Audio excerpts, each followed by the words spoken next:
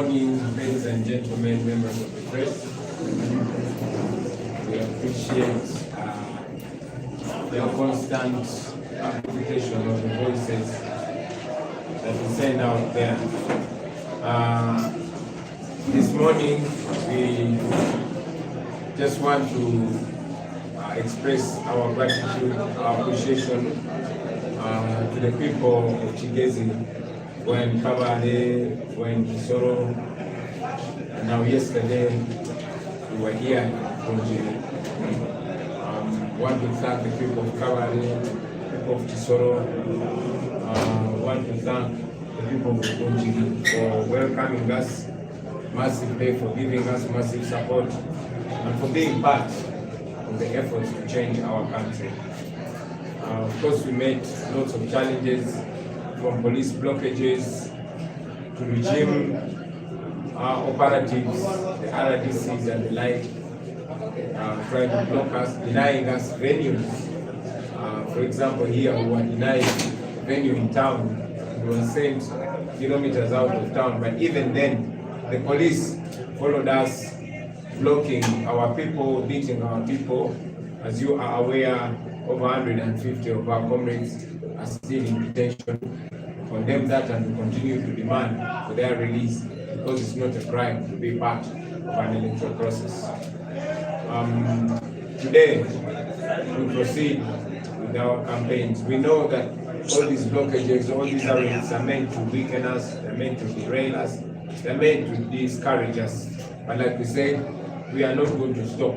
We are going to reach everywhere, even when we go through challenges. As you saw, the roads are impassable, but we persevere and we shall continue doing the same. So today, we head to Mitoma, to Lubirizi, and to Sheni. Call upon the people there to turn up in large numbers, share the message of liberation with us, and to also take part in this process of change. Thank you very much, and unless there are questions, yes, please. Thank you. My name is Throughout your campaign, you've been moving the mantra of a protest vote, where you've been rallying upon your supporters on voting day to vote, stay there, and guard their vote, monitor whatever is going on at the polling station. But contrary to this, yesterday the UPDF leadership, particularly the deputy spokesperson, when addressing the media, issued a caution that on voting day, after voting, people should immediately vacate from the polling stations so as to avoid congestion. This is contrary to the message you've been putting out to your supporters. What response do you have to that? First and foremost, the UPDF has no business with the elections in Uganda. We know that General Museveni has always been trying to use the military. He has tried to use the military to subvert the voices of the people of Uganda. It won't work this time. The UPDF, the national military, has no business whatsoever with the election. The people of Uganda have every right to protect their vote. And that is what we have been calling them to do. That is what we continue calling them upon to do. It is not a crime whatsoever to be there and observe.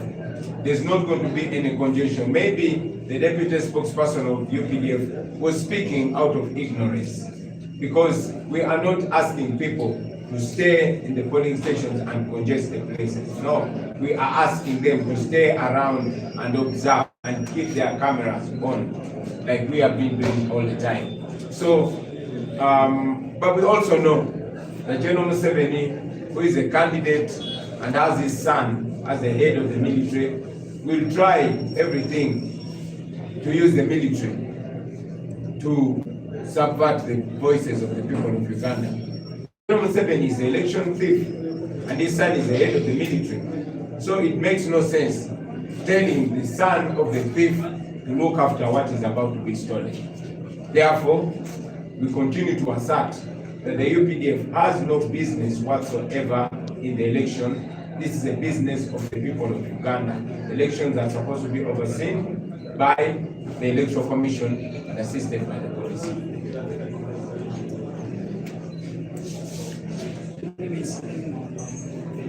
Maybe kakiddemu ne mu Luganda. Yes, twawulidde nga myuka omwogezi w'amawulire myuka omwogezi w'amagye ng'agamba nti abantu bwe bamala okulonda baddeyo ewaka beebake banaababuulira evudde mu kulonda ku radio.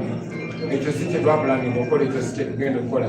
Ayinza okuba yabadde ayogeza butamanya, naye amagye tegayina mulimu gwonna okulonda kwa bannayuganda, era ekitongole ekikwatibwako okulonda ke kakiiko k'ebyokulonda. N'olw'ensonga eyo amagye gayina kukola mulimu gwako.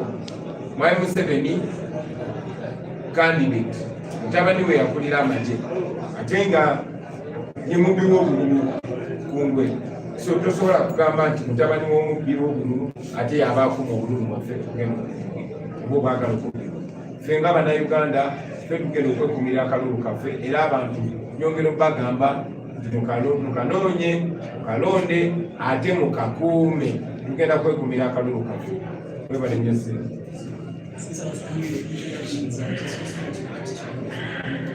In line with his, I think the validation, if you look at the legal framework, they will say that because police is man and charged with the duty of overseeing all the organizations, but they say that they will not have just enough manpower to man all of them. That's the reason why they think the army should also part of the infrastructure that protects the road, and therefore coming to such a conclusion. So, what do you have as a response to that? Because they feel they are incapacitated, but that is one. Secondly, yesterday you missed the rally and Kano district just joined the list of other people that you have not been able to campaign. How is that party having any plan to make up for the last time?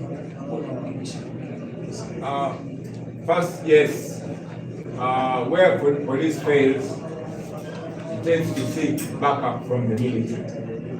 But even when the military is backing up the police, they don't back them up in illegalities and criminality.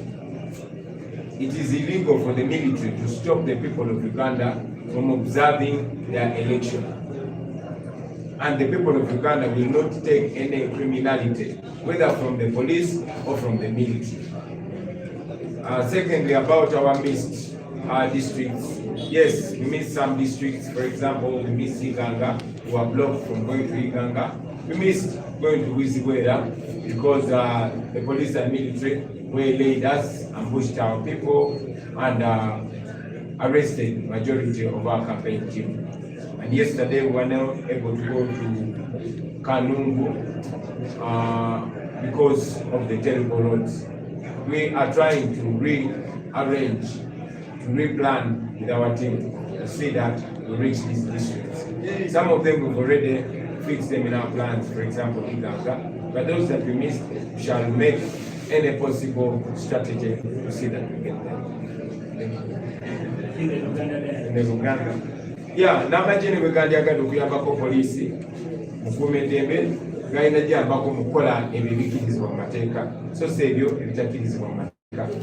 Era ekimu ku bitakirizibwa mu mateeka kwe kugaana bannayuganda okulaba okulondoola n'okukuuma akalulu kaabwe. Ekyo tekiri mu mateeka era bannayuganda tebagenda kikiriza, tugenda kukuuma akalulu kaffe nga bannayuganda.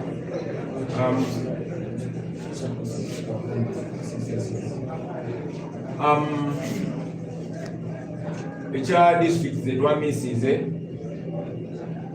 yes ziwerako okugeza Iganga tetwatuukayo kubanga poliisi yatutangira ogendayo, tetwatuuse Bwizibwera kubanga batega mukubo ne bakuwamba abantu bafe abasinga obungi. Ate olunaku lwajjo tetwasobola okutuuka Kanungu olw'embeera y'amakubo nga bwemwagirabye. Naye tuli mukola nteekateeka tulabe nga tukola ekisoboka kyonna okutuuka eyo gye tutatuuse. Districts ezimu nga Iganga already twazitadde mu programu yaffe era zirina ennaku zetujosibukako, naye ne zino ze tutatuuse engeri gye bakyali obudde tugenda sala amagezi tulabe nga tunyigiriza gye tutatuuse. Mpozi mu mbeera yemu njagala okubagiza abantu baffe ab'Ekasese, twafiiriddwa chairperson waffe ow'Ekasese abadde agenda okuba chairperson waffe, tujja kuba tubatuusaako byonna byonna enteekateeka bwe ziri. Naye nga kitalo nnyo kitambula.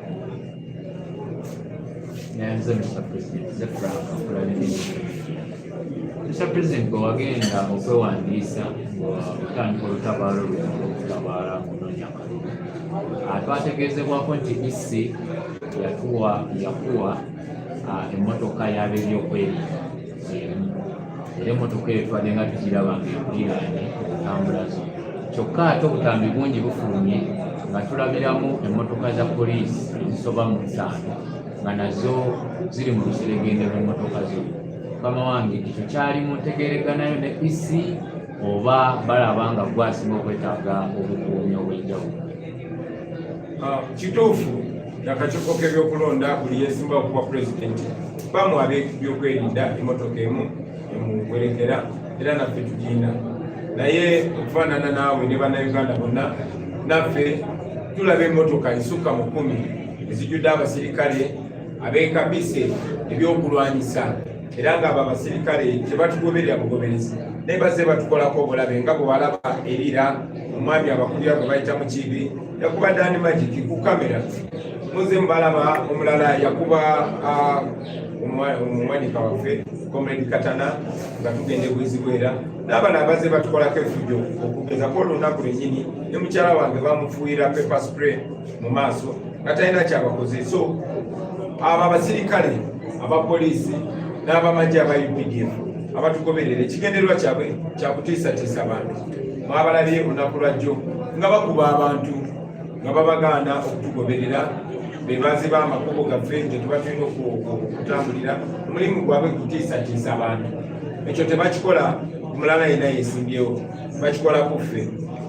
Naye era tumanyi tekiraga maanyi gaabwe, kiraga butiitiizi bwabwe, kiraga nti nabo bamanyi omuwanguzi yaani tokola abagezaako okutiisatiisa abawagizi. Njaga okugamba Uganda amaanyi tebikola bino byonna byonna eby'obumenyi bw'amateeka tebiraga maanyi ga Museveni, biraga bunafu, biraga nti ekiseera kye kiweddeyo. Mulemezeemu, tujja kuwangula, tugenda kumujjako, tujja kutereeza ensi yaffe. Mwebale nnyo, mwebale ddala, Museveni bajja. Kati tusimbudde Emitoma, Mushenyi ne Rubirizi.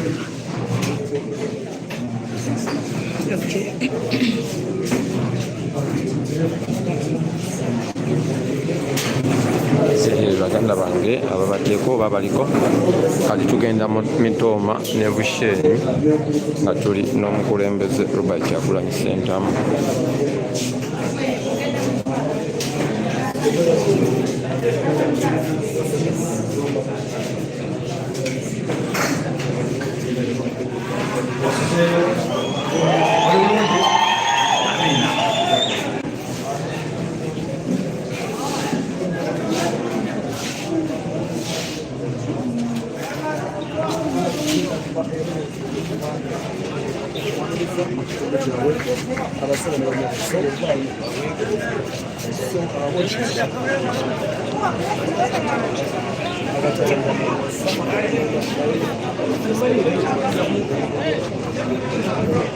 Pulezidenti wuuyo awo akyabuuza ku mukyalo oyo owa wano. Tuli Bukunjirisa zino we tugenda okuba nga tusimbula okulaba nga twolekera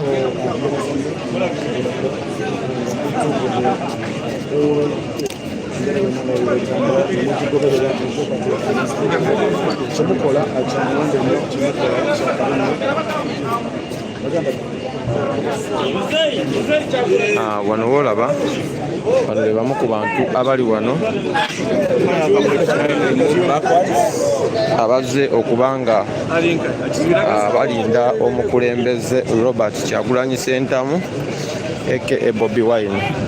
Bebo abamu ku bantu bolaba abali wano erukunjiri. Poliisi n'amagye bazze wano eno n'emmotoka ziri eri ezirina n'emmundu zikabangali zikasepiti ne bagumbulula abantu bonna ababadde wano. Era bolaba wano b'emitima emigumu bazze wano ne bayiwa battalion namba ne babeera nga bagumbulula abantu okulaba nga tebalinda mukulembeze Robert Kyagulanyi Ssentamu oba kubanga bamulaba. So kyekyo kigenda maaso kale tewali buzibu ekiba kibe nafize nafu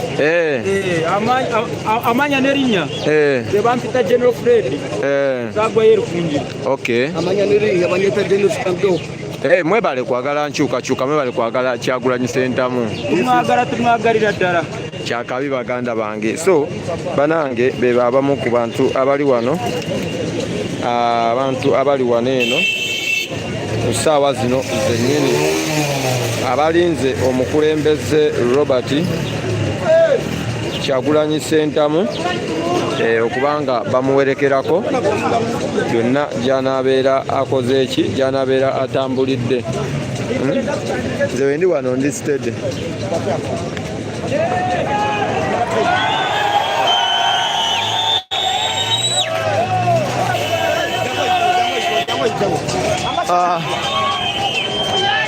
kyekyo baganda bange tugenda kuba nga tuddamu tujja kuba nga tuddamu mpola mpola ngenda kuba nga mbaweereza wano ku YouTube abantu ba YouTube temweraliikirira ngenda kuba nga mbaweereza mu interview gwe kuba layini bo bajja laba emmotoka